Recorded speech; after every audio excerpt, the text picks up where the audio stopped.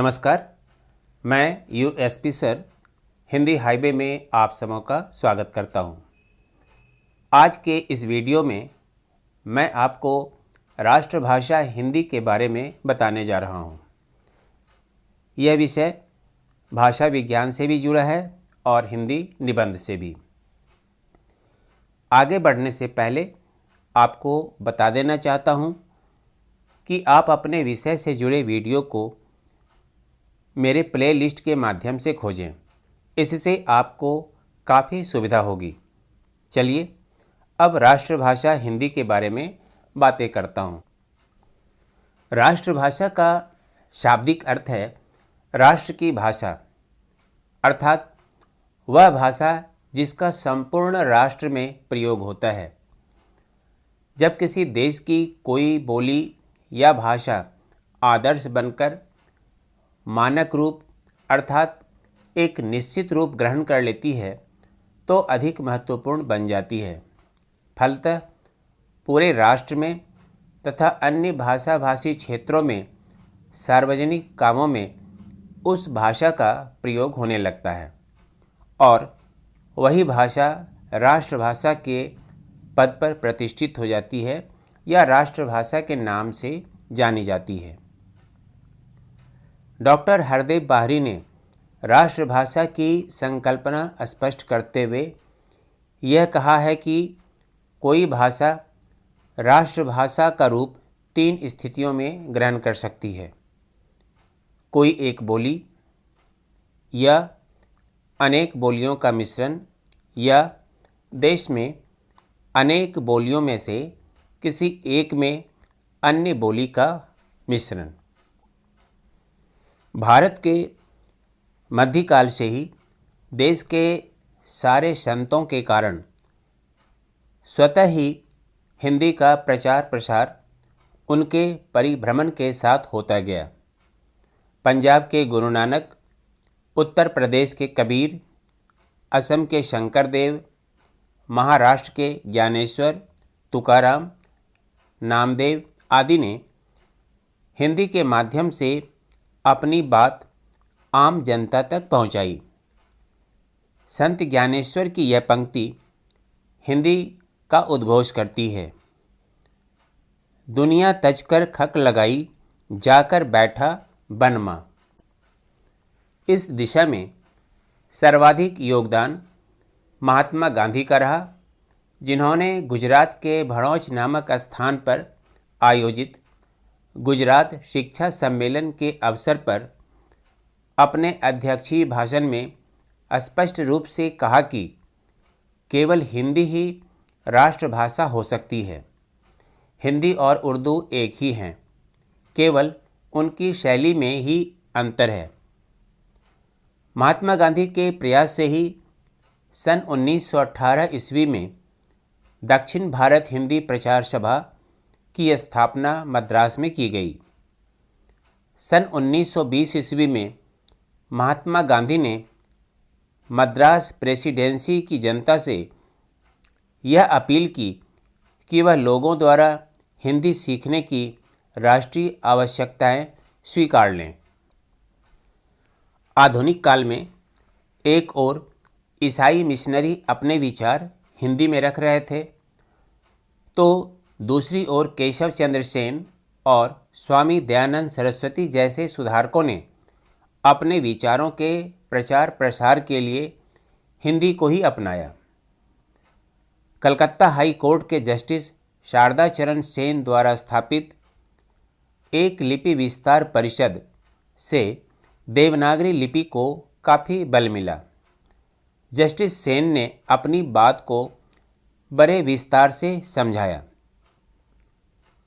सारे भारतवर्ष में एक ही भाषा का व्यवहार करना ही एकमात्र उपाय है। अभी कितनी ही भाषाएं भारत में प्रचलित हैं। इसी हिंदी को भारत की एकमात्र भाषा स्वीकार कर लिया जाए तो सहज ही में यह एकता संपन्न हो सकती है।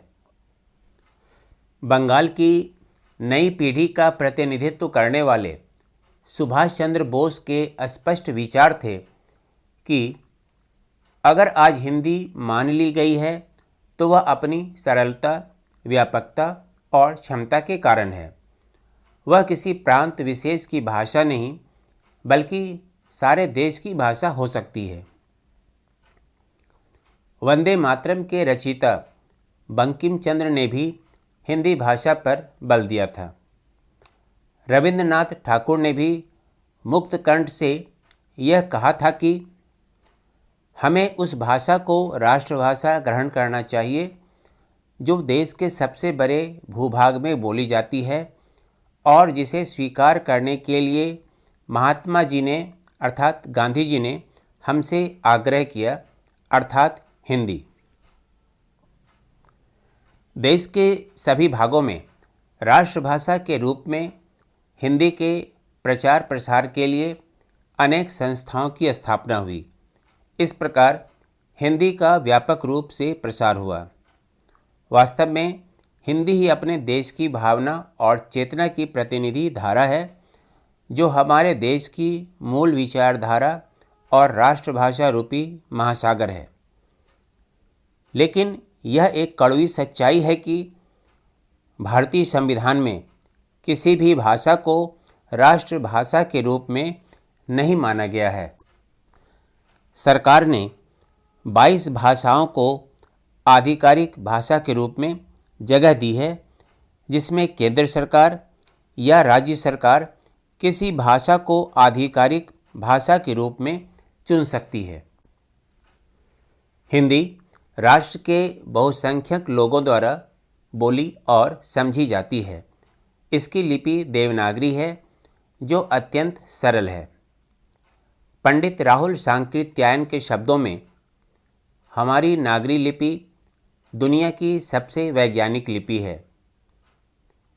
हिंदी में आवश्यकतानुसार देशी विदेशी भाषाओं के शब्दों को सरलता से आत्मसात करने की शक्ति है। यह भारत की एक ऐसी राष्ट्रभाषा है जिसमें पूरे देश में भावात्मक एकता स्थापित करने की पूर्ण क्षमता है। आजकल पूरे भारत में सामान्य बोलचाल की भाषा के रूप में हिंदी एवं अंग्रेजी के मिश्रित रूप यानी मिला जुला रूप हिंग्लिश का प्रयोग बढ़ा है। इसके कई कारण हैं। पिछले कुछ वर्षों में भारत में व्यावसायिक शिक्षा में प्रगति आई है।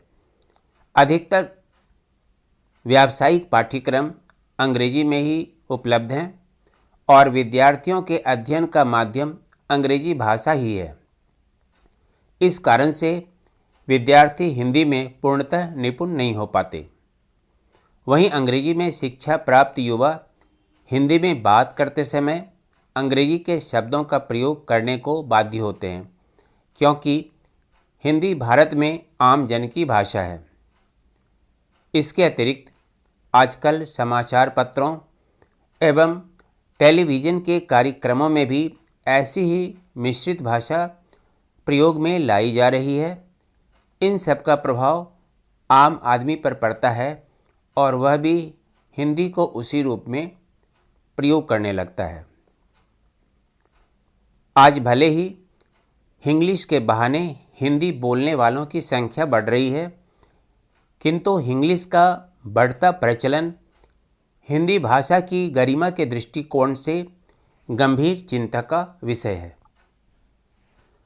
कुछ वैज्ञानिक शब्दों जैसे मोबाइल, कंप्यूटर, साइकिल, टेलीविज़न एवं इसके अलावा अन्य शब्दों जैसे स्कूल, कॉलेज, स्टेशन आदि तक तो ठीक है, किंतु अंग्रेजी के अत्यधिक एवं अनावश्यक शब्दों का हिंदी में प्रयोग सही नहीं है। हिंदी व्याकरण के दृष्टिकोण से एक समृद्ध भाषा है। यदि इसके पास शब्दों का अभाव होता तब तो इसकी स्वीकृति दी जा सकती थी कि आप हिंदी में अंग्रेजी शब्दों को मिलाकर बोल सकते हैं। शब्दों का भंडार होते हुए भी यदि इस तरह की मिश्रित भाषा का प्रयोग किया जाता है तो यह निश्चय ही एक बुरी बात है। भाषा संस्कृति की संरक्षक एवं वाहक होती है। भाषा की गरिमा नष्ट होने से उस स्थान की सभ्यता और संस्कृति पर भी प्रतिकूल प्रभाव पड़ता है। हमारे पूर्व राष्ट्रपति श्री APJ अब्दुल कलाम का यह कहना था, वर्तमान समय में विज्ञान के मूल कार्य अंग्रेजी में होते हैं, इसलिए आज अंग्रेजी आवश्यक है। किंतु मुझे विश्वास है कि अगले 2 दशकों में विज्ञान के मूल कार्य हमारी भाषाओं में होने शुरू हो जाएंगे और तब हम जापानियों की तरह आगे बढ़ सकेंगे।